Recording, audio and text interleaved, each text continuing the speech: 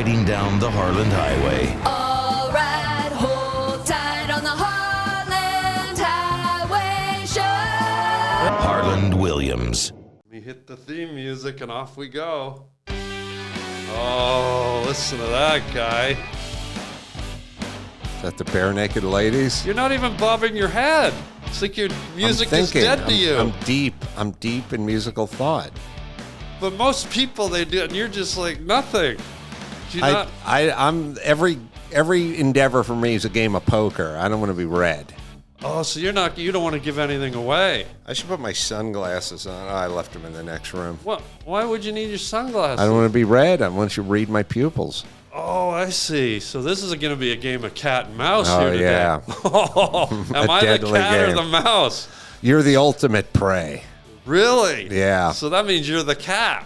Yeah. Mm-hmm. Wow. Do I have to do like mice teeth for the That'd be nice. whole podcast? No, half. Ladies and gentlemen, welcome to the Harland Highway podcast. And what do you think of my logo, guy? Yeah, very clearable. Like, I don't know if anyone else has that. Really? Yeah, I think you're good. It's probably public domain, Harland Highway, you know? Wait a minute. Do I detect a little bit of jealousy? Is this the first part of the cat and mouse game here? Did I just make the It has begun. Did I just make the first move? No, it's a wonderful logo. It's a good logo, right? Yeah, because it's done like on a highway sign.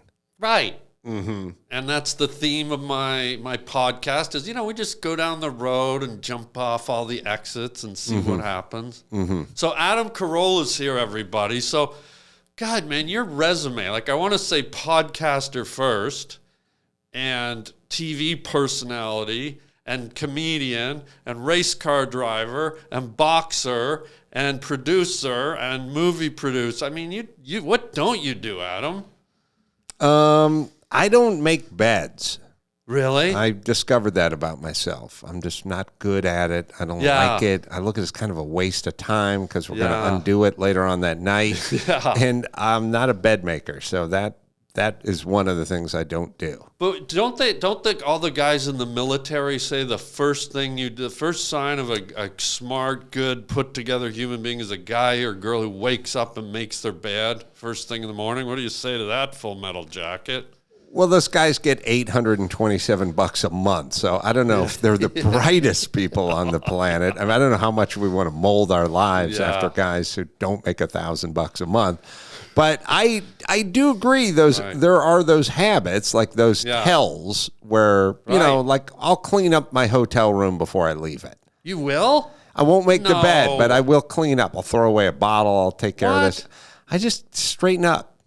You know what? I have the exact opposite, and I don't want to sound boorish, but when I'm in a hotel room, I'm like, I've just alleviated myself of any responsibility to clean and be neat. So when I leave, there's the Papa John's box. I leave it open with the crust. The towels are on the floor. The soaps everywhere. Like all the wrappers that I had, they're everywhere. And I'm not trying to be mean, but it's like I need that. That's like a release. You're purging. I think it is. It's almost my way of not going, becoming a shooter or something. So that's the only thing between you and a mass shooting? Yeah. Well, then I would say you should continue to do it. For me, there are other levels I need to get to before the mass shooting starts. But if it's just the Papa John's box, then I think I speak for all of America and most of law enforcement when I say continue on the path you're on, Harlan. Stay on that highway. And when I say mass shooting, I don't mean gunning down humans. I'm too compassionate. I love humans too much. I'm talking like shooting up endangered trees. Oh, okay. Maybe a rare species of manatee, which sounds really mean, but you got to remember, I'm in the red zone. I'm enraged. I don't want to hurt a sea cow. Right. But if I got to gun an endangered sea cow down to get the frustrations of society out of my system, what's a guy to do? No, I think anyone who's had a teenage son who, when the kid's feeling frustrated and pent up, you say, son, take it outside, shoot a sea cow, get your head together, and then come back and finish dinner. So that's good fatherly advice. It's sagely, it's been around for long as humans have been around. Shoot a sea cow. Should that be a bumper sticker to help in this dangerous, crazy world we live in? I think, I have a theory, which is, here we go. if you would like your house not to be robbed, then you put an NRA sticker in the front window. Okay. Or a Confederate flag, depending on what neighborhood you live in. You know what I have in my house? How many cats you have for the fire department. See, that'll get your house robbed. You know what I have to prevent my house getting robbed? I'll let you finish, but I'm proud of this. Some people put these statues of an owl, like they have an owl to keep birds off their house. Sure. To keep my house from getting robbed, I have a full 6'3" statue of OJ.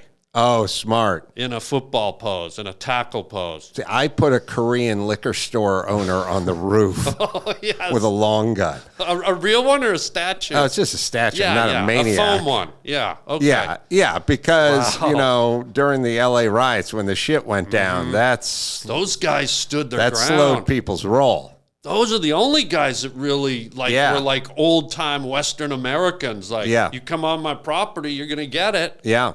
Okay, I didn't let you finish. Sorry. So, the manatee bumper sticker. Yeah, it might prevent people from tailgating you or getting a little too aggressive on the highway. Yeah, but what if they're really like animal activists and they get enraged that you had the audacity to put, what was your slogan? Shoot a sea cow? Yeah.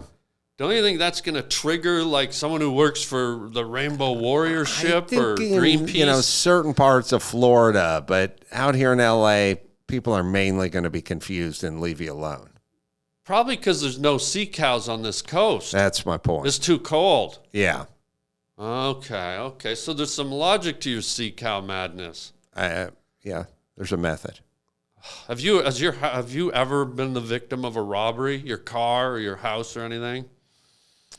Back when I used to be poor and have to park on the streets in Hollywood and it was the 80s and people were stealing people's car stereos and cars were getting stolen a lot and stuff like that. I got my truck stolen a couple times. A couple? Yeah. What kind of truck? It was an 84 Nissan pickup truck. And are you sure they just weren't doing you a favor, guy? Well, say that and truck in the same it was sentences. A durable mini pickup truck that. What was the next rig? A Tonka? Dare you? Well, come on, a Nissan? That's like driving around a lipstick. Mini pickup truck, very durable. Economically very strong, fuel efficient. I did a lot. I worked out of that truck for years. Can we just say you had it coming, like you deserved to have that thing stolen twice? And if the first time wasn't a lesson, you probably should have learned it the second time? I put a fuel cutoff switch in it so they couldn't get very far. How far could they get? About 100 yards, maybe. Oh, that's it. Yeah. Okay, because I was going to say if it was a couple of miles, well, that's still a long walk. You could get maybe a mile or so after I shut the fuel off because there was still fuel in the carburetor float bowl, like a cup of fuel that would get you maybe a mile or two away. But I started to figure it out, and I would reach down and shut it off a mile from my house. So it was pretty much out by the time I got to front of my apartment. Just so I'm clear, you had a fruit bowl in your truck. Float bowl. Oh, a float bowl. Mm-hmm. Isn't that part of a toilet? It has a tank. A toilet has a tank. But isn't float bowl the thing in your toilet when you flush? That's the ball cock valve with the float above it. Yeah. Excuse me, Home Depot Jr. Sorry. God. Yeah. First we had Carl's Jr. Now we got Home Depot Jr. Yeah. Wow. Okay. Amazing. Mm-hmm. Well, I don't know. It's amazing, but I prevented my truck from being stolen twice. Just hearing you talk like that, that's the one thing I wanted to ask you about because you're one of my buddies that I feel like you know something about everything. Like when I listen to your podcast, when I talk with you, it's like there's never a topic I can bring up and you don't know something about it, I feel like. I'm not a manatees expert, but I do know something about them. But you did defer immediately to sea cow, That's which true. a lot of people might not have. So You knew something about it. You knew they didn't live on this coast as part of your strategy. I know more than the average person who was born and bred in North Hollywood about sea cows. Yeah. Then can I just random, and this isn't to try and trip you up. This is when I'm walking around the house and we're not together, if I'm making French toast or I'm flipping some pancakes and I'm thinking of my buddy Adam, I'm thinking, what doesn't that guy know? And so these aren't trick. I'm just going to throw a few randos at you. All right. And you let me know if you know something about them. Maybe you can. First one, just rando, going back to aquatic sea life. Horseshoe crab. Does that? Oldest creature on the planet. See? Immediately. Only on the East Coast. You didn't even blink. No. It is one of the oldest living creatures on the planet. But like the manatee, East Coast. That's right. They don't have them out here. See? Who knows that? I don't know. I got to ask this, though, because I know this. Do you know what color their blood is? No. Okay. I thought you immediately... They have blue blood. Well, I would have guessed it's something other than red. Yeah. Just because of the question. But no, I won't be honest. I don't know. But just that you knew that they were one of the most primitive, oldest. Okay, great. I knew you'd know something valid. How about the Hadron Collider? Is that how you say it? The Hadron Collider. You know what I'm talking about? Yeah, like Los Alamos type stuff, where they're trying to get, I don't know, weaponized cells. Not weaponized, but they're trying to create energy from, I don't know if it's fission or fusion or whatever they're trying to do. But I've heard of the whatever collider. Yeah, it's a giant loop in on the border of France and Switzerland. But how come nothing yields, we're back to coal and fracking. Where is our power plant? Yeah, right? Where is this thing? Yeah. They built this giant thing. It's 17 miles in circumference. Right. It's 500 feet beneath the earth. Almost every civilized country on the planet has contributed to it, and we're still dealing with coal and BP unleaded fuel. Yeah, it's been spoken about ad nauseum for a million years, but no one's ever come out with that personal power or the power that's, nuclear, and then there's coal and there's hydro and there's natural gas and all that kind of stuff. But this would be the Manhattan Project of power. Yeah. And I don't get why we don't have that. I think what it does, it smashes molecules together, and they're looking for ways to harness the energy that it's too complicated for me, but Me too. Oh, really? I've just heard about You knew it. Okay. So that one's a little bit of a stump. the collider. Yeah. Okay. What about something in the same? This is the last one, because I'm just, the microwave, for example. Any thoughts or? We didn't have one when I was growing up. Okay. That's number one. That's so the I first wasn't able to study it up close. I do.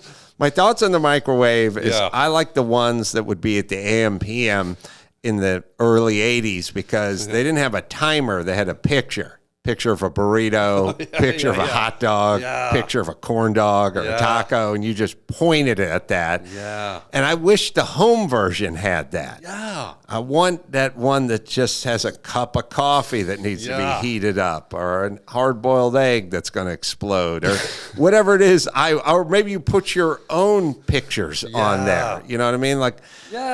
You like, chicken pot pie. So Harland Williams would have a chicken pot pie, little picture. Yeah. No guesswork about is that 6 minutes or 9 minutes. Yeah. Well, I'll tell you an incredible time-saving device I came up with. With the microwave? Yeah. Okay. I remember saying, instead of put it in for 30 seconds and you press the 3, Yeah. And you have to lift your finger and drag it over to the 0 and press that. Yeah. Just go 33 seconds. Yeah. It's no different than 30 seconds. And you save yourself all the time of having to pick your finger up and move it somewhere. That's kind of brilliant. Yeah, I shared that information with my son. I was like, listen, boy, I'm going to save you months of manual labor. Don't put anything in the microwave for 33 seconds. For 30 seconds. Put it in for 33. Bing, bing. You never have to lift your finger. What's an extra 3 seconds? Yeah. And he said, or I can just hit the button that says 30 seconds. Yeah. And I was like, oh, those didn't exist. Yeah, that's back true. in the day. But somebody figured this one out. Doesn't your microwave have just where it says popcorn or like it says the word, but it doesn't have the icon? No. What? What year is your microwave? Same as your Nissan? 1984, yeah. Dude, all the microwaves now, it actually set, like, it doesn't have pictures, but it has the words popcorn, it steak. Does. Yeah, I'll show you later down in the cafeteria. Yeah, I'll take your word for it. But I noticed when you said, what'd you say to your kid? You said, listen here, boy. Listen here, boy. The only other person I know that named their kid boy was Tarzan. Yeah. Called him boy. It was Jane, boy and Tarzan. And the monkey was named Harry Boy? Cheetah. That's right. It's crazy. So wait a minute. Wait. What? Tarzan. We got to look it up. Well, Tarzan. Yeah, you know about everything. Tarzan named the boy. Yeah. And the woman. But the chimp wasn't called chimp. It was called another animal that's cheetah. Completely different. Yeah. What the fuck? But wait, he didn't call the woman. He called the woman Jane, wasn't it? Oh, that's Jane. Yeah, Tarzan. you're right. So somehow he found a proper English name from the English vocabulary, vernacular, or whatever it is. The monkey gets a completely wrong species. Yeah. And the boy gets a generic boy. Who is this I feel Tarzan this way guy? about the band U2. Why? Because I feel like when they're checking into the hotel, you got Bono up there, and he's like, hey, I'm Bono. And they're like, wow, that's a cool name. And then the next guy comes up and he goes, I'm the Edge. And he goes, yeah, it's cool. And then the third guy comes up and goes, I'm Larry. And they go, what the? Is his name Larry? Yeah. Who's he, the drummer? He's the other guy. Larry's the other guy. His name's Larry. And he has to go to parties and just say, shouldn't you have a cooler name than Larry? Yeah, that's the worst. That's what I think whenever I hear St. Louis. Have you ever been to St. Louis? Yes. It's like there was no saint named Louis. That's like hearing okay, is there a Saint Larry? Yeah. Like it's you can't throw a. But that would be a cool name for the YouTube guy. What? Saint Larry. Saint Larry. Yeah, I'm Bono. I'm the Edge, and I'm the Saint. Saint Larry. Yeah, just Larry's It worked for the Three Stooges, but not for him. Gross. Yeah. Do you moisturize? No. Are you cereal? Yeah. You don't moisturize. No, I do not. Have you ever? No. Should men moisturize, do you think? No. Why, you seem offended that I asked that. Your eyes glazed over. You kind of got a little angry, it looked like. What's going on? I am a staunch proponent of moisturizing. But you don't do it. That's right. Why? And why are you mad about it? Sorry, staunch opponent. I said proponent. Opponent. I meant, those words are too close. Opponent. Yeah, I'm a staunch opponent. I think most of that, or all of it, is really just Procter and Gamble trying to sell American, dumb people stuff. Yeah. I get compliments sometimes from people on my skin. And they go, you don't really have any wrinkles and your skin feels soft. I let people touch my face all the time. And they go, what do you do? Do you moisturize? What kind of soap do you use? And I never wash my face ever my whole life unless I'm in the shower. Oh, yeah, even then I don't. But I rinse off. So what you're saying might have some truth to it. Oh, there's definite truth to not over cleansing your body. That's for sure. You're just stripping away stuff your body's putting there. your epidermal layers are Yes. chucking it out almost immediately anyways. But do you put any type of thing? And the reason I'm asking, this might get a little creepy and we can switch gears like real quick if you want to give me some kind of signal, like a twitch of your eye or a wink or something. But sometimes when we do these podcasts, we get like endorsements, right? And this place called Manscaped, have you ever? Oh, yeah, I've heard of that. They Yeah. sent me like a shaver, but they sent me like a bottle of, I've never seen this in my life, like testicle moisturizer. Oh, really? Did you get any of that? No. Okay, well, But I've heard of the product. I don't, first off, I don't, it's like my daughter played volleyball okay. and she played indoor volleyball. You said did she lose her legs? I don't know if she's still playing now, but Okay. she plays indoor volleyball. Okay. You have to buy these super expensive volleyball shoes. You do? Okay. Yeah. Even though it's played on a basketball court in high school, Okay. Yeah. they have basketball shoes. Yeah. They're cheaper and they're more abundant. But you have special shoes Yeah. for volleyball, even though whatever LeBron James is doing on the court, don't you think the 15-year-olds could handle it Yeah. with a basketball shoe? Yeah, I He think seems so. to excel. Yeah. All I'm It's in saying the is shoe. Sure. stopping, cutting, jumping, hitting a ball. It's pretty much the same floor. It is the same floor. Yeah. Why do we need a separate shoe? Yeah. That's Madison Avashoe trying to make big money. Madison Avashoe? I just made that up. That was kind of cool. It almost went by me, but I caught it because we are in a game of cat and mouse, and I'm That's not letting right. anything go by, guy. That's right. Screw you. Yeah, if they're I just let making- Madison Madden shoe go by. Your ball moisturizer is no different than the stuff you put on your elbows. It's the volleyball shoe of moisturizers. Okay, We don't need it. Okay, so you're not avoiding this topic No, because the next place I'm leaning in. the next place I was going to go with it, and this is weird because I don't normally like to talk about this stuff. I tried it. Like I thought when I got the product, this was about like a month ago. I got this little jar and it's called ball moisturizer or something. They use the word ball in it. They're pretty brazen. So I thought it was sort of funny. You ever golf? Yeah. You know those things that say ball washers? Yeah. Do not mess that one up.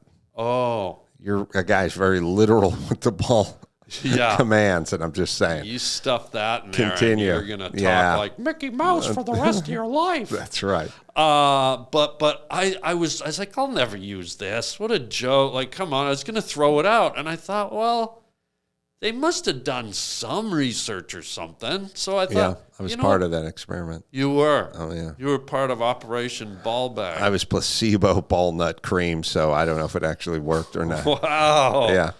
God, maybe keep I going. want to stop talking No, about keep this. going. You want to keep ball. Your listeners demand answers. They want the ball talk. That's right. Okay, the ball's in my court, I guess. But so I tried this stuff. I hate to get graphic, but I put some in the hand. You know, got under the hood, slapped it around. Kind of felt pretty good. Yeah. It was sort of refreshing. Like, is that weird? Is it weird for two guys to even talk about I don't know, it? but it is. But I've never done that in my life. I would reckon that 86% of people who apply ball moisturizing cream beat off within the first 14 Come on, minutes. no. I'm sorry. No. I'm not saying you're in that 86%. You could be in the 14 outlier. No, because percent. it says it on the thing. It's like they I'm kind of just saying how much moisturizer you're going to put down in your nether regions Well, before. Here's the thing: have you ever accidentally like got toothpaste or Vicks Vapor Rub or Tiger Balm on your little friend? When I was playing football in high school, I got some stuff that was 10 times as hot as the Tiger Balm that was supposed to be put on my shoulder, but I ended up itching myself down there, and that was tough. Right? It goes down your urethra like someone stuffed a fire-breathing dragon down your pee hole and That's right. told it to yawn. That's right. Like yeah. it's like a Dairy Queen Brazier burger down there. Yeah. So this ball cream has a little bit of a menthol kick to it, guy. Yeah. So I ain't going anywhere near the little friend.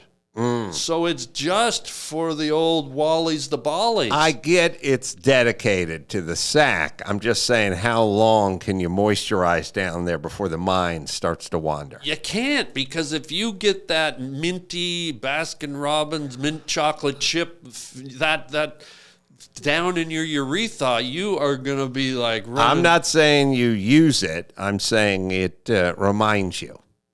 Okay. That's all. Okay. Would you ever use it? It doesn't sound like. I think you might.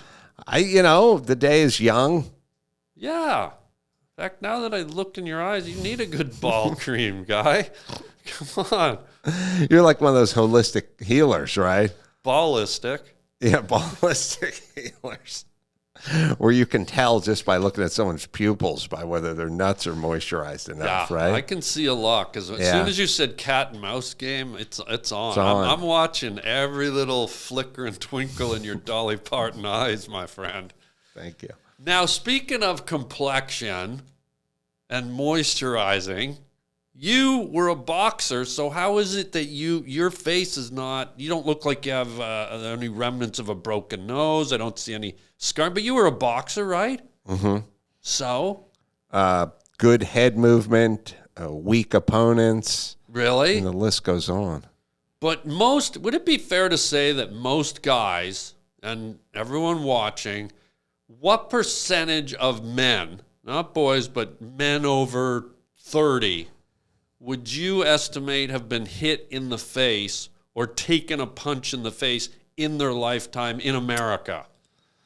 The same 86% that use the ball moisturizing. No, I would say your average younger person, like 31, 35, probably no. But as you get older, I would say that those people have experienced a punch in the face. Really? Because I think. feel like most men in their life have never been punched in the face. I would say most men. Yeah, I would agree with that. But the number gets higher as the demographic gets older.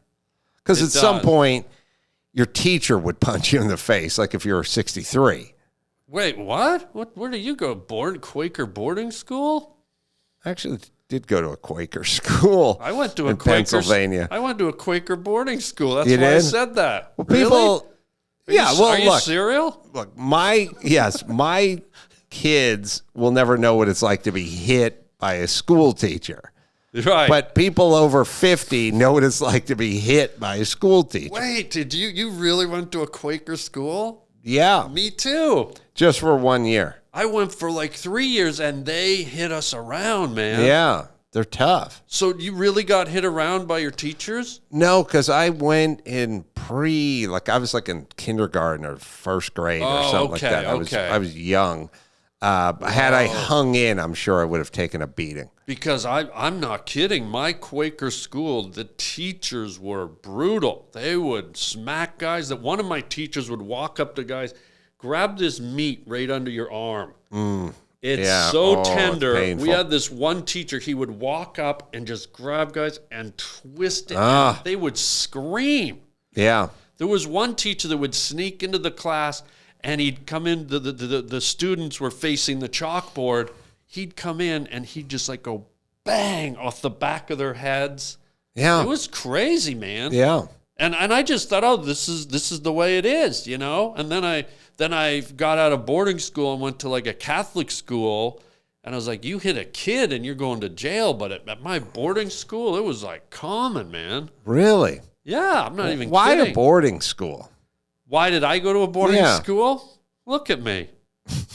No, my parents said it was because they wanted me to get a better education. Yeah. But I honestly think it's because I was the only boy out of 5 kids. Mm-hmm. And I was a bit of a troublemaker. And I think it was more to get me out of the way, because I could have been trouble. Mm-hmm. Yeah. And my dad was a politician. Yeah. And I think the last thing a politician needs is, hey, so-and-so's kid just stole a monkey from the zoo or something, you know. He was a solicitor general. Yeah. So I think that I was sent for ulterior reasons, just besides getting a good education. Yeah, they want you out. There's no doubt about it. Wow. Yeah. You think, because you know, like I said, you know all things. Yeah, So you think they wanted me out. for sure. Would you send your kids to boarding school? No, Why? I like them. So I wasn't liked. I'm not saying that. I like when people say that. And then say, yeah. I didn't say that. It's so passive aggressive. Yeah. It's so under. That's Yeah. not what I said. I said Yeah. I like my kids. Yeah. Right. So I wouldn't send them to boarding Yeah. school. Yeah. Really? Mm-hmm. Yeah, it was a bit drastic. I got to say, like, one day my dad just, like, out of the blue, didn't ask me. He just said, hey, get in the car. And I said, where are we going? He said, no, we're going for a ride. We drove to this big, like, boarding. It had the pillars and we drove, like, way north of the city we lived in Toronto. And I go, what is this? He goes, this is a boarding school. You're going here. And I said, all my friends, my family. What grade were you in? This was just coming into grade 7. Wow. Yeah, so 7, 8, and 9. So Holy crap. it was pretty. And my first instinct, Adam, was like, I'm running away from home. Like, that was the first thing that went in my head. But I was too little. I couldn't. Right. And boom, suddenly I'm in this Quaker boarding school. Yeah. Isn't that They wild? did not like you. Really? No. No. Can you talk to them for me, do you think? Or Your parents or the Quakers? which do you prefer? I think my agent represents the General Oates guy, the General Mills guy. Yeah, he was great in Poltergeist too. Yeah, he was a great Quaker. Remember One when of the best. Remember when he came to the door? Let me in. Oh, he had the hat and the teeth. Yeah. But what's it like for the guys that have never taken a punch or been in a fist fight? Because I actually have thought about this a lot over the years. I actually, prior to Fight Club becoming a movie, I actually sat down and started to write a script based on the fact that most men in their lifetime in this modern society, I don't think have really ever been in an all-out fist fight. And so my question is, what do you think it's like to, like, you've taken a shot right to the face? What's it feel like? Does it just make you go numb? It doesn't hurt. I don't know, because you have adrenaline or whatever. It's really not about pain. But any shots behind the head will definitely throw the equilibrium off. Really? Badly. So Yeah. a punch right smack in the face doesn't just numb it out? Because obviously I've been punched before, but I've never had a full, like, Was a chick wearing a ring or anything? Did it leave a a mark? chick. I'm just It was assuming. okay, yeah. She was. I've been hit by a few women. You have? Mm-hmm. Why? Because of the Nissan? I had a girlfriend punch me. Come on. Mm-hmm. For what, though? Tell me. I Oh, played a softball game, Okay. and I was supposed to come home after the softball game and go out to a movie and a dinner or whatever, but instead we just left the softball game. We went to a bar. You and the boys. Yeah, we just Okay. hung out for too long. And by the time I got home, I was in any good condition to go out to a movie. Yeah. So I laid down on the bed and then still in my softball uniform. And then she walked into the bedroom and she said, stand up. I thought, What? okay. And I stood up and she just punched me and I just fell back in the bed. She clocked you? Yeah. Where'd she hit you? In the face. Whoa, dude. I remember thinking to myself, good. Because you could end it. That, like, good because that gave you the door to end the relationship? Or you liked No, it gave me the door to win the argument. Now we weren't going to have to argue about why I didn't come home. She'd feel bad for punching me. Oh, smart. It was like worth it. You know what I mean? That's- I was like, okay. you're drunk. She punched you in the face. Who cares? I remember that was my thought. But is that the same route that happens with abusive men? Like, once it starts, they say with men who beat women, if it happens once, it's going to keep coming. Did she hit you again? No, that was her last beatdown. Why? Because you left her, or No. you told her, like, don't do that again? Like, how did you resolve that? No, I didn't tell her that. I didn't mind, or I didn't think much. I had no thoughts about it, really. Like, honestly, Really? I was glad to not argue over my wrongdoings and to put the focus on her wrongdoings. So the minute that contact was made, the energy shifted from you being the culprit to her being regretful. Yes. And wanting to pamper you and go, baby, I'm so sorry. I did, like that type of energy. The energy was she felt bad for punching me in the face. And so now the onus, it'd be like if a cop was pulling you over and he like walked up to the window and went like, hey, you had a few drinks tonight, whatever. And like a joint fell out of his pocket onto the ground or something. You both just looked at it. Yeah. He'd probably just get back in his car and leave. You know what I mean? Yeah. Like that's what you'd want out of that experience, you know? I don't know if I'd be that lackadaisical about it. I think I'd have You're to. making me think about it now. Yeah, but you're still with her, aren't you? yes, we are. She's out in the car. Really? Oh, yeah. It better not be the Nissan, dude. Then I got an 86 now. So I'm doing God. better. God. No, I never thought about her punching me in the face. I was never offended about it. And I never had any thoughts about it other than a sense of relief that she punched me. But I never really thought about my wiring to be upset or leave her or say, like, how dare you? I never thought about it. See, that says a lot about you. And if you were my son, I'd probably immediately send you to boarding school with that attitude. Quaker school. Quaker? I barely know her. Where was that? Quaker? Are you serial? But wait a minute. Now, this goes back to the boxer in you. Mm-hmm. Was this, because I got to break this down now. I'd been hit by people who know how to punch. So it didn't bother you'd me. experience, so when your woman punched you in the face, it was just like, in your head, you're like, you call that a punch? Did you have that thought? Or were it like, it probably didn't resonate with you because you were used to it. It was familiar. The violence to your face was familiar. Facial violence, yes. Yeah.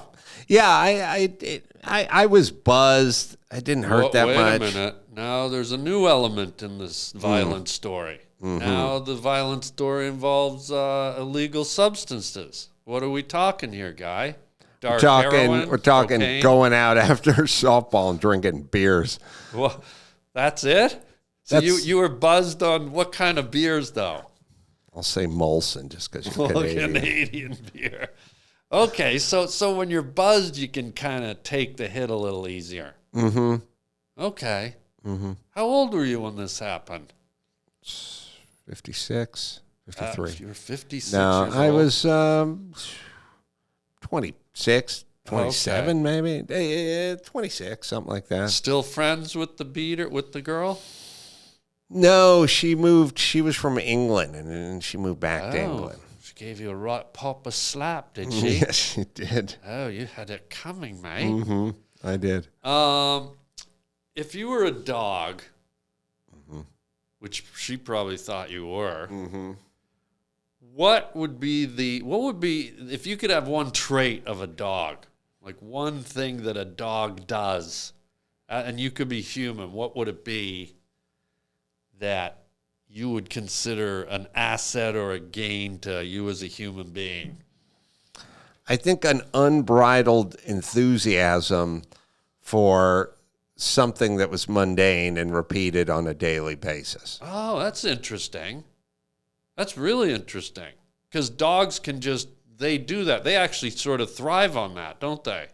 Yeah, I got a big 110-pound lab, black lab. His name's Phil. And, he gets up in the morning and I go, Phil, you want your did? Which just means time to eat.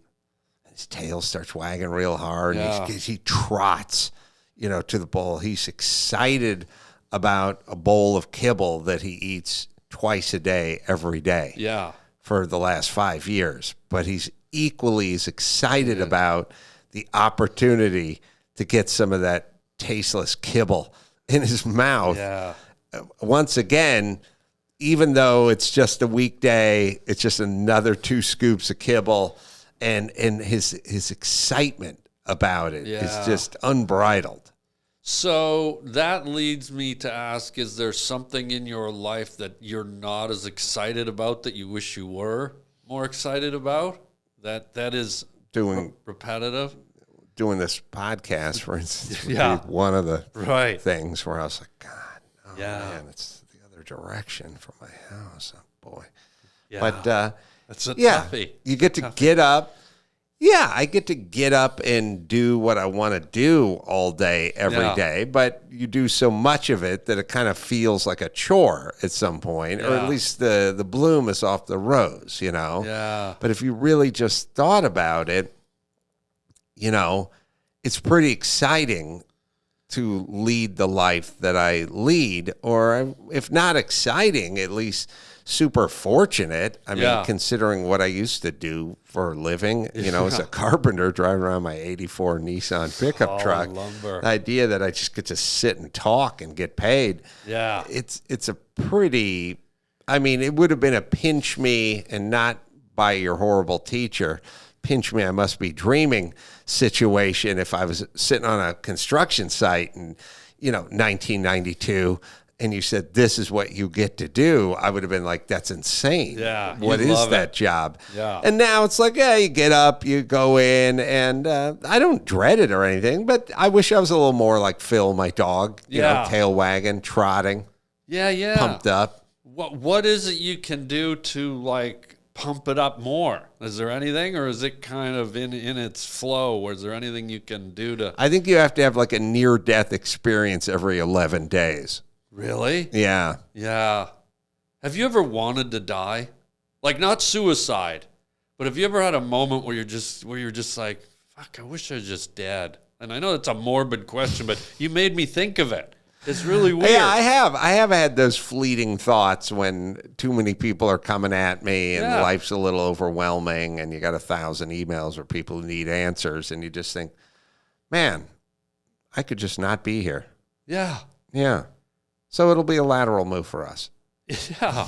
I used to get that. Like, when I was doing stand-up comedy and touring a lot, at the beginning of it, I just put it all in the hands of my managers, and so they planned all the travel. Sure. So if I had to go to like Minneapolis or Cleveland or whatever, my manager would throw the travel arrangements to his assistant, who was a kid just out of college. College kids don't have a lot of money. So he'd map me out these routes, where it's like 4 flights to get to Cleveland for $120 instead of getting me the direct flight for $600, because in his mind, he's thinking economy. I've said this many times, because this has been my path as well. I feel your pain. The thing is when the person who's making the travel plans, when they're getting on an airplane, when they're actually doing it, completely different mindset than when you're doing it on Sunday morning and they're asleep somewhere back in their West LA mansion. You know what I mean? It is. I've had that a million times, and it's always our fault because we never check it until that day. Yeah. And then you go, why didn't we get a direct flight? First off, I can't get a direct flight from LAX to Vegas. Yeah. No, you have to stop in Merced. It's like, I didn't even know they had an airport. And then you're like, why are we doing this? And they're like, because it's $4 cheaper. Wow. But we have you leaving at 5 in the morning. And you're like, why did you do this? But then you also realize if you'd looked at the stupid itinerary 2 weeks ago when they emailed it to you, you would have stopped then, but you never do. And then you go, what the hell is going on with this?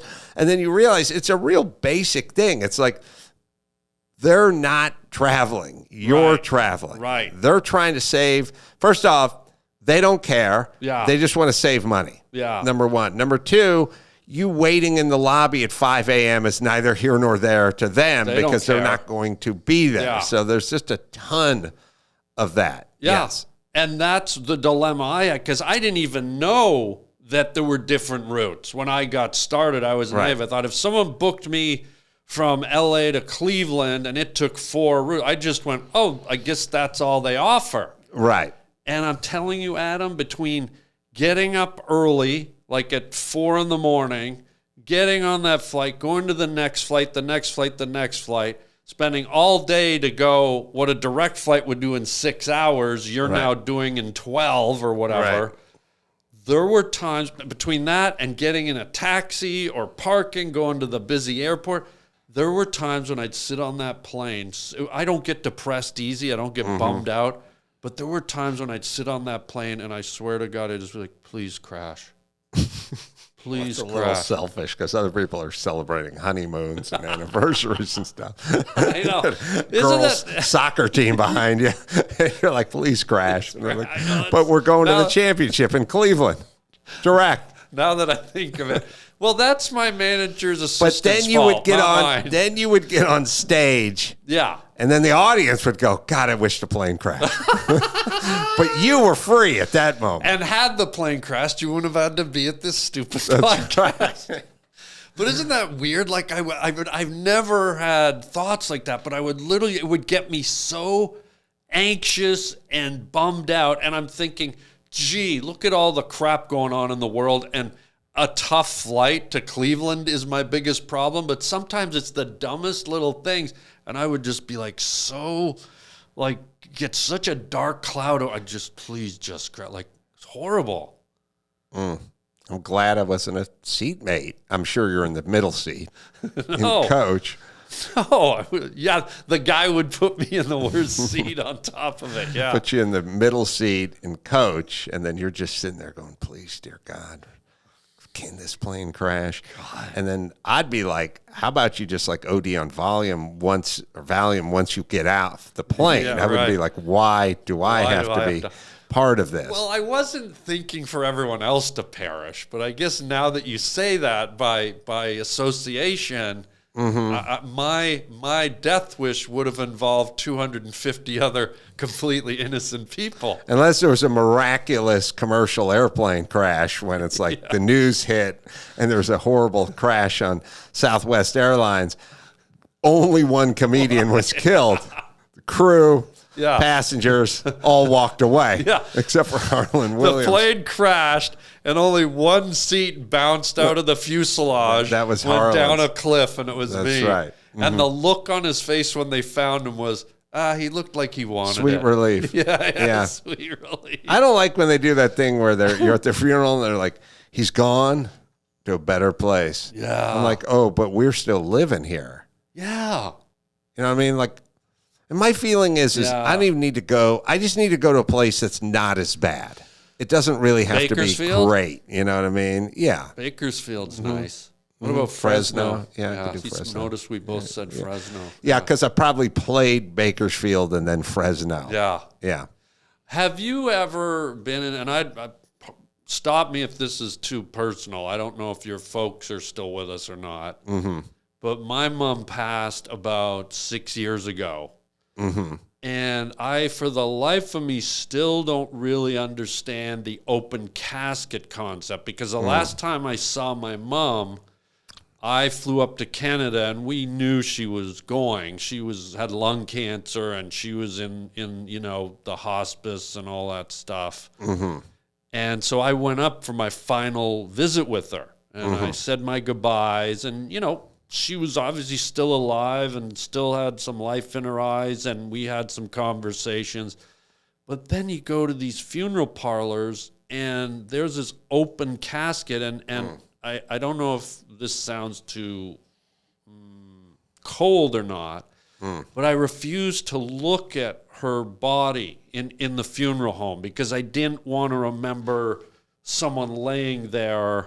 I wanted to remember her being alive, and my last visual memory of her was when we were interacting. Mm-hmm. And if you don't want to talk about it, I get it, but did you experience anything like that, or have you with someone close to you? No, because my family is very weird and very cheap, and they're all like either in the Neptune Society or they gave their body to UCLA to be someone's cadaver or whatever. Wow. When anyone in my family died, they just left. So you didn't have like a big funeral where everyone showed up? We didn't have a small funeral. They were just like donated to science? Yeah, well, the Neptune Society, which my grandparents were in, they just come pick you up. Were your parents mermaids? No, What do you my mean the Neptune grandparents. Society? The Neptune Society. Yes, I've never even heard of this. This is like the leap beyond the Quakers suddenly. Talk to me, guy. You could sign up, like, when you're 40 Underwater? for $40, and you're a member. And when It's you like Costco? when you go, yeah, they'll come get you, What? and they'll cremate you and throw you in the ocean. Are you serial for? Yeah. Wait, the Neptune Society.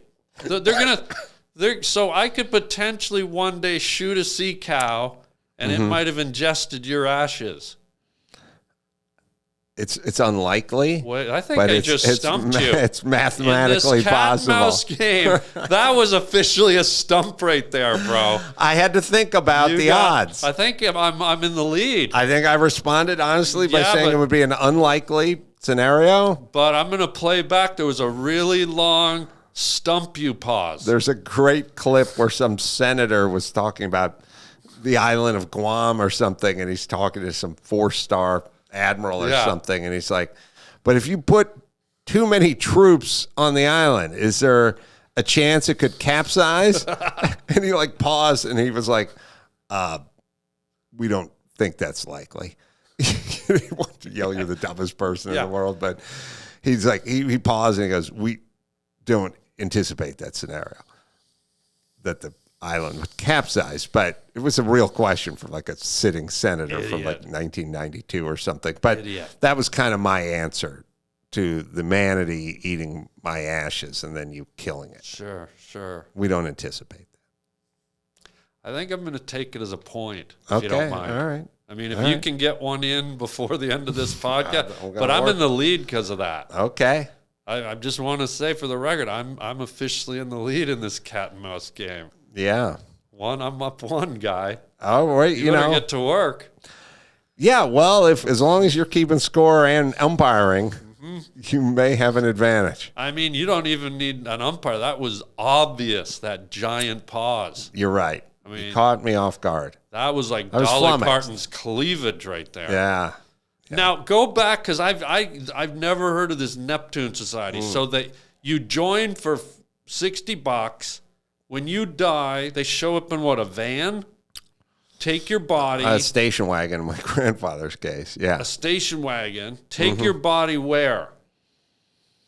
To the crematorium. And they To a Farrell's in Van Nuys.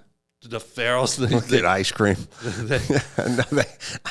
To the place where they cremate you. Yeah. Not a creamery. the a crematorium. The crematorium. Yeah. Which is not to be confused with a No, creamery. not. Okay. Right.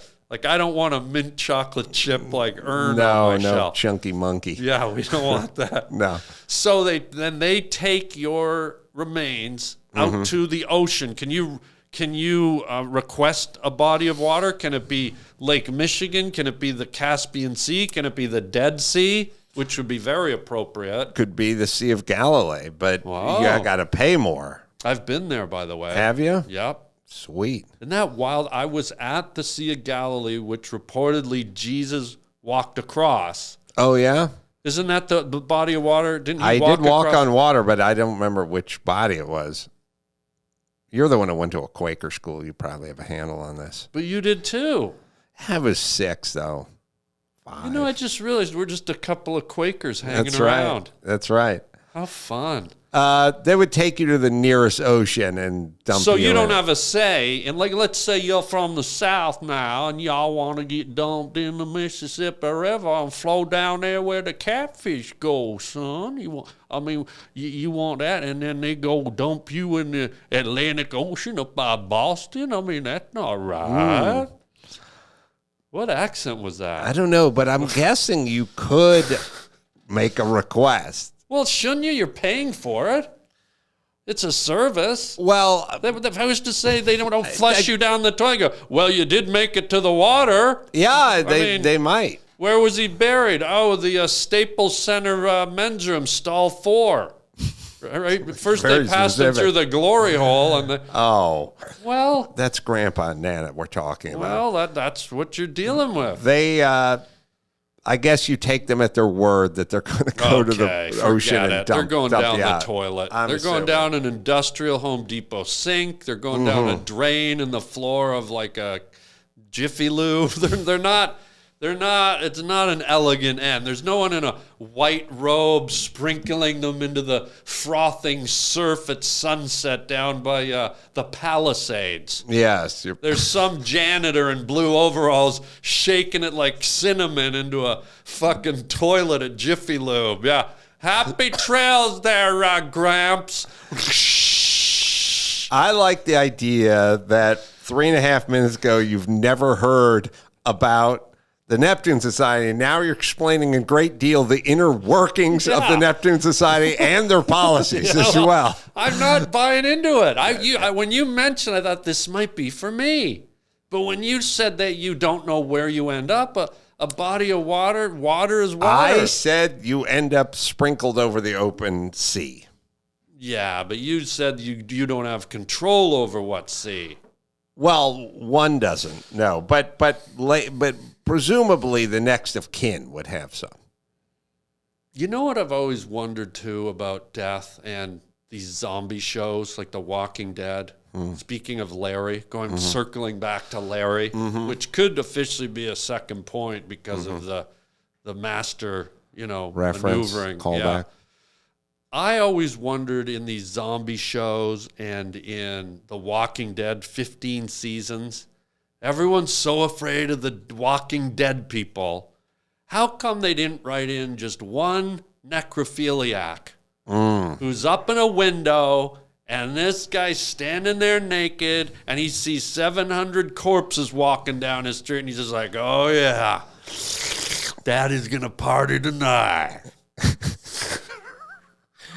I don't know if you have a lot of listeners in the South, Harland, but you've done them a great disservice by this this graceful characterization of folks who make their home in the southern part of this country. That was just Larry the necrophiliac. You Canadians think you can waltz in here and insult some of the hardest working people, and I don't. Yeah, Daddy gonna party tonight. See. There you go again. But why would, wouldn't that be a necrophiliac's dream? There's dead people everywhere. Well, speaking of the Neptune Society. But I don't know if you're a necrophiliac, if, the person trying to take a bite out of you during lovemaking is something you're looking forward to. I think you're looking for a more docile partner. A necrophiliac wants a dead person to have sex with, right? Mm-hmm. So what if you're used to going into the morgue, you go into the funeral home after hours, have a little fun, throw around a 69, whatever. But now here you got a stiffy who's got a little animation in their bones. They got a little life. You can actually, feel a little something coming back at you. So this is like if you're a pedophile and you found a 13-year-old with a fake ID. I never thought of it in those terms, but maybe. I think this is what you're describing. No, I'm talking about a necrophiliac is the guy or girl who likes to do it with daddies, stiffies. Understood. I mean, they would love the zombie apocalypse. But what I'm saying is you never see that character in these zombie shows. Like Larry the necrophiliac. Well, I know. Daddy gonna party tonight. I know one of the head writers over You do? Walking Dead, and he did tell me that on season 16, the guy's not named Larry, but they're having a necrophiliac. Are you serial? Mm-hmm. No, I'm Quaker. Mm-hmm. God. Yeah. Wow. His name's Terry, but I probably shouldn't say anymore. Close to Larry. Yeah.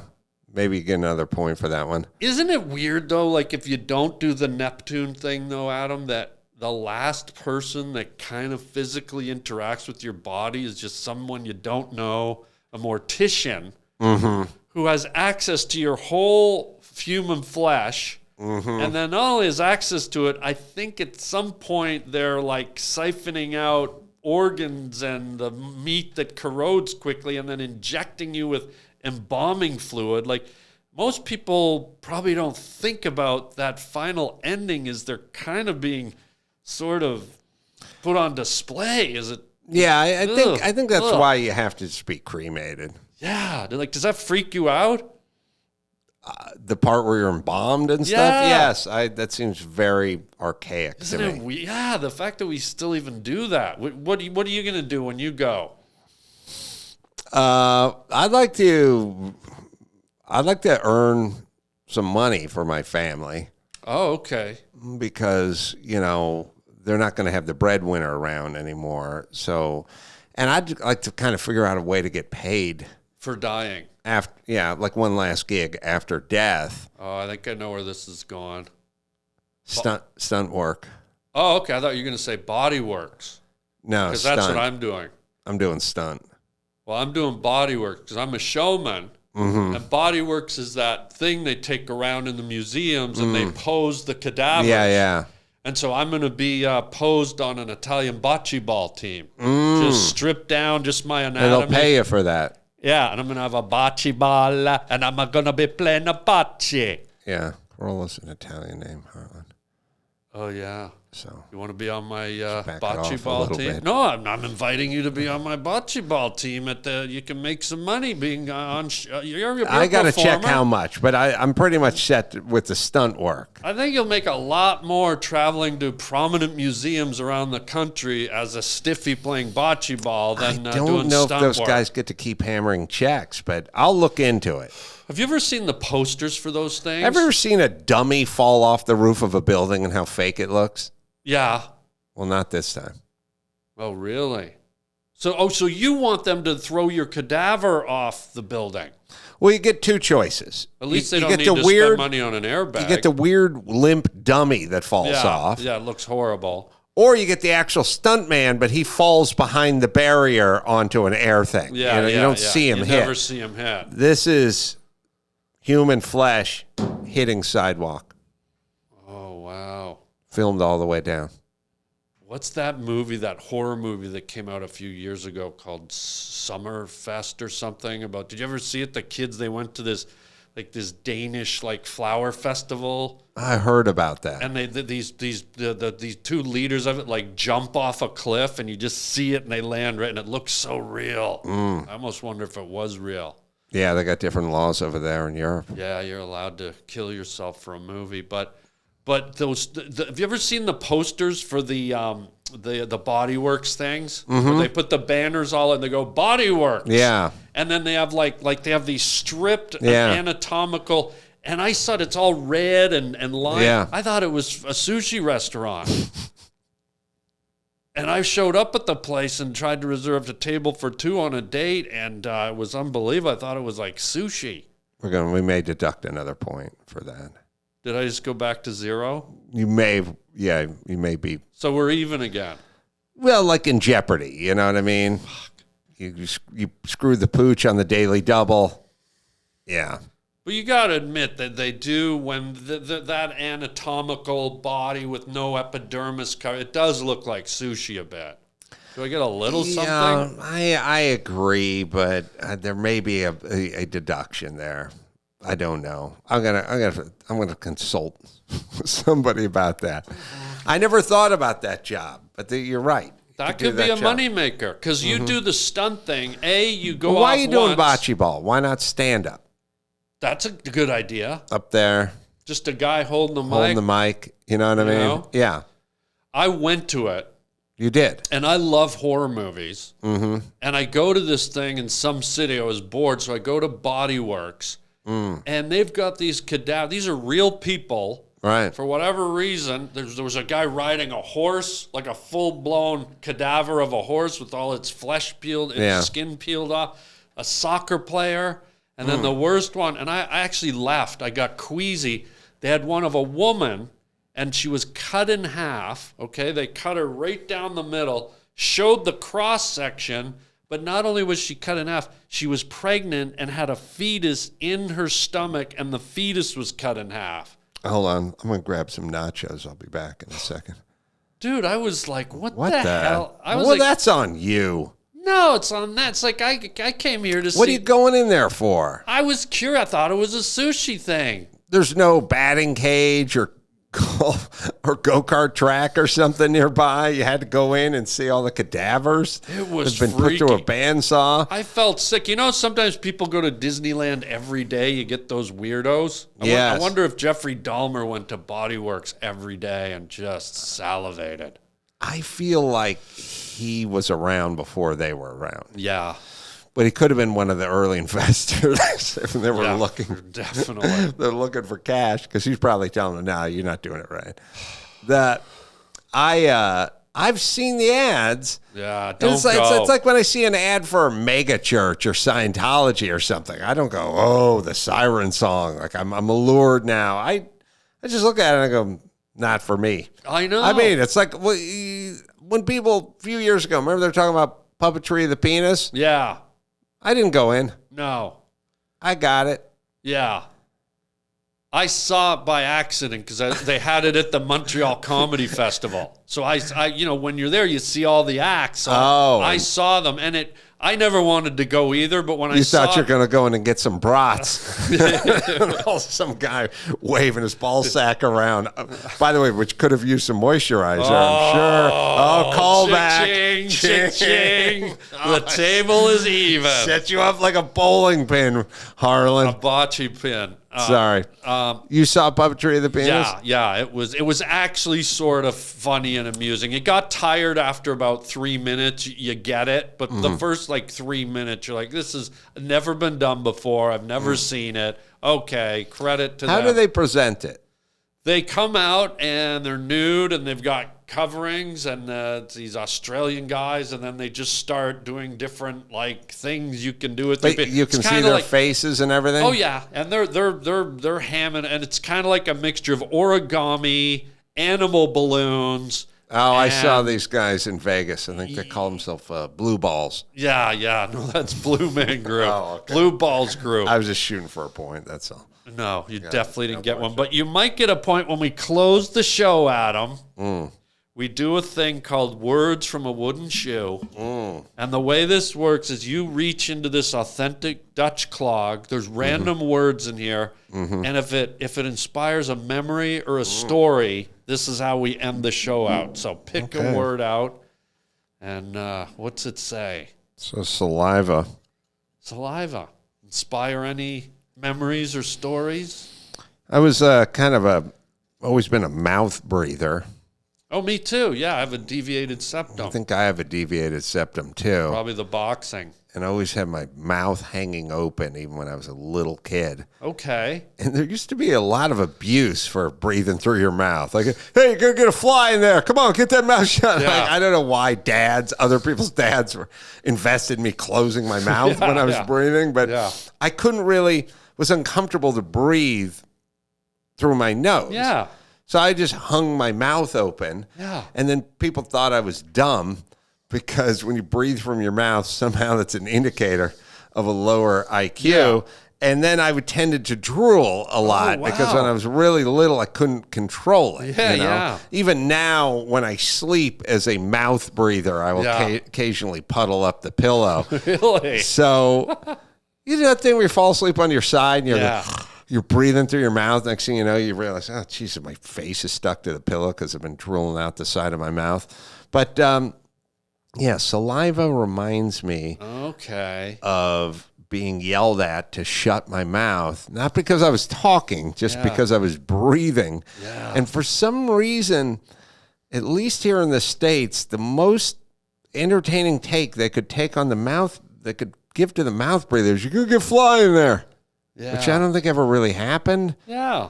But there are other occasions where one would open their mouth when no one accused them of trapping a fly, you know. But I was a mouth breather. I'm thinking about breathing through my nose. And I drooled. Wow, interesting. Yeah, I'm a mouth breather too. I have a crazy deviated septum. And if you go to a movie with me, or not with me, I've had people, I sit there in the movie and I'm like, and I sound like Darth Vader. Yeah. And I've literally had strangers halfway through a movie just do this to me. They just go, and I'm just like, It's just like horrible. Well, what I realized is I couldn't breathe and eat at the same time. Oh, so wow. I did a lot of eating with my mouth open, and people would yell at me, like, what are you doing? And I'm like, I'm breathing and eating. And they'd be like, shut your mouth. You're so rude. Like, I learned when I was older to kind of shut my mouth when I ate, but I used to just like chew and just eat and breathe at the same time, and people hated me for that. And the worst thing of all, you ever do this? You sleep all night, you're a mouth breather, and you wake up and your tongue is completely dry. Cleaving to the roof of your mouth. Right? It's just dry. And you wake up and it feels like a camel did a turd in your mouth. You're just like, what is that? Yeah. Because you're not, when do you ever feel your tongue bone dry? It never happens. But when you wake up and it's dry, it literally feels that you think someone snuck in your room and stuck a potato in your mouth. Yeah. It's that same sensation. Which I'm glad neither of us did to each other today, because what a great talk. What? It was an enchanting talk. Yeah. Mm-hmm. Well, buddy, before we go, can you please tell the audience how they can watch you, watch your fabulous podcast, get your social media, any of your projects you want to plug? I got a book out called Everything Reminds Me of Something, and you can get it wherever you get books. And you can go to adamcarolla.com for any live appearances or podcasts, or, it's all there. But Adam's podcast, the Adam Carolla Show, is one of the biggest, the best, one of the earliest. Adam was one of the pioneers of the whole podcast era, and just in all seriousness, buddy, an inspiration to me. Well, thank you. Yeah, honestly, you're one of the first guys that grabbed this medium, even before Joe Rogan and everybody, and you made it into a real thing, and you've had me on your podcast all these years, and you've always been a really big inspiration, and that's part of why I'm doing this. And so I'm honored to have you here, and to show how honored I am, I'm giving you the win. For the cat and mouse. Please. Yeah. I think people listening are going to realize that you should have your hand lifted after this.